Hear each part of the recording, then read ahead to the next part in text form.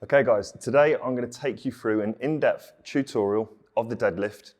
I'm going to give you my top 10 tips to make sure that you deadlift safely, correctly, and minimize the risk of injury, because the deadlift done correctly is without doubt one of the best exercises you can do for your back, but done incorrectly is without doubt one of the most dangerous exercises you can do. So hopefully after watching this video, it's going to be crystal clear exactly what you need to do to lift heavy, but lift safe. So, number one, your foot position. Now, just put the bar here. The strongest and the best position to deadlift is in the position you would vertically jump. So if someone to say to me now, Adam, jump as high as you possibly can, swing my arms back here, boom, I jump up.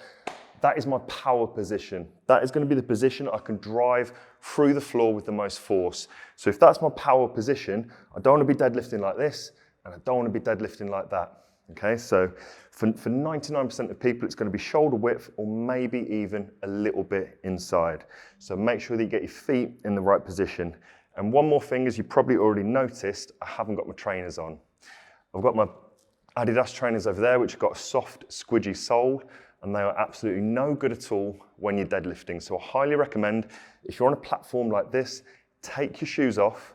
It's going to be far more beneficial to be flat to the floor on a deadlift. When you're doing a squat, it's slightly different, and it may benefit you to be slightly elevated with your heels, but for a deadlift, flat sole. Point number two, your hand position. So we've discussed your feet. As you're going down with your hands, you want to grab the bar, and it wants to be about a thumb's width outside your shin. So you don't want to be holding the bar in line with your shin. I normally just put my thumb out, it will rest on the side of my shin, and that's the position you want to hold there. Okay, so feet shoulder width, hands just slightly outside.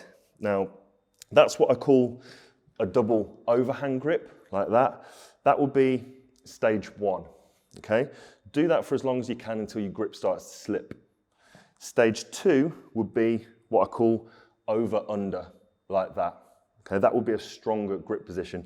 Doesn't matter which way you do it, but it's a stronger position like that.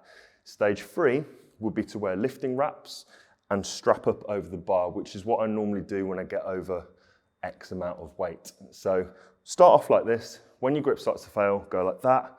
And then if you're starting to fail like that, I would consider investing in lifting wraps. Number three, hip position. It's really, really important when you get down. I'll slightly turn this way so you can see me. As I'm grabbing the bar, if you were to look from the side angle, when you're doing a deadlift, your hips should be higher than your knees. Okay, that is the perfect position to deadlift there. What you don't want to do is squat the deadlift. So you don't want to be sitting back like this with your hips the same height as your knees. So it's just slightly higher, and that's the ideal position there. Okay, so make sure you don't squat the deadlift. Okay, number five, you want to keep the bar nice and close to your shins. So if I just turn the bar slightly this way, you can see you want the bar, make sure it doesn't hit there, tucked under here. So it's going to be close to your shins. What you don't want to do, especially when you've got a big weight on, is let the bar creep out in front of you. The further the bar goes that way, the bigger the distance between your spine and the bar, and that's the bigger risk of injury. So roll that bar in, get it right next to your shins, and as you can see from that angle there, that bar is directly under my center of gravity. I'm not back here.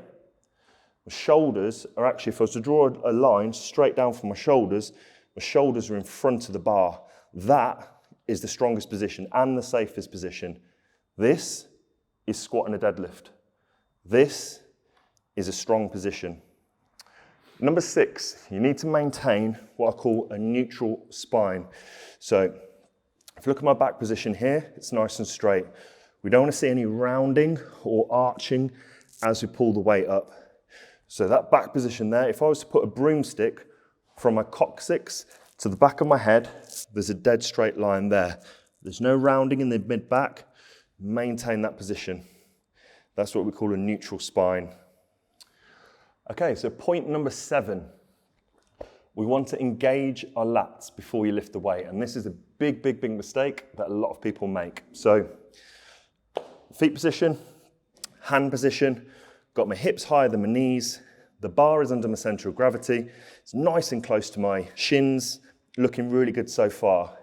What you don't want to do is what I call going from 0 to 100. And that basically means you've got no tension, you're relaxed, and then you go boom, and pull the weight up like so. What you want to do when you're in position here, the teaching cue I always like to use is imagine someone's going to come up from behind you and tickle your armpits. So if you're in position here, someone's coming up there, the first thing you do is boom. You tuck your elbows in, or sometimes what I say, screw your elbows back. And you should be able to feel through your t-shirt that lat engage. And before you lift every single rep, your lats need to be switched on. They need to be engaged. So from here, I'm relaxed, engaged, relaxed, engaged. And you'll be able to see it through my top as well. Relaxed, boom, lats in. That's a far stronger position to pull from than having relaxed lats. Point number 8. You need to pull the slack out the bar before you start. So because it's nice and quiet in here, you'll be able to hear this. As I get into position here, keep out for this noise.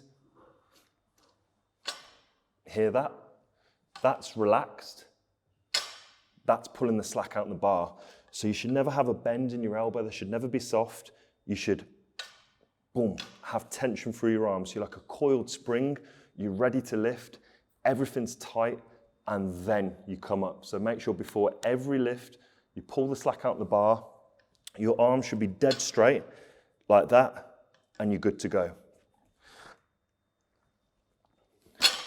Don't want to see anybody relaxed here, and yanking. Number 9, the 9th tip is your eye line. Now, when you're set up, 99% of the time, most people are going to have a mirror in front of them. And the mistake a lot of people make is that they raise their chin up too far and they focus on looking at themselves in the mirror. Whereas it's better to just pick a spot in front of you. So if I'm in position here, my eye line wants to be just in front of me here. What I don't want to do is then strain my neck and the back of my neck there and look at myself in the mirror. There's no need to look at yourself in the mirror there. Eye line down, and imagine you've got that broomstick. You'll be able to see it better this side. So imagine I've got the broomstick from my coccyx to the back of my head, perfectly straight line, not like that. So keep your chin tucked down, nice neutral spine. And the last tip, number 10, is to control the tempo. Depending on your goal and depending on why you're doing the deadlift will vary on the tempo. So for example, if you're going for a strength-focused session, you might be pulling the weight up quite quickly and dropping it down quite quickly, which is absolutely fine. You might be chasing that progressive overload. If on your program card it says control it for 3 or 4 seconds, you want to be pulling the bar up, controlling it down under control like that.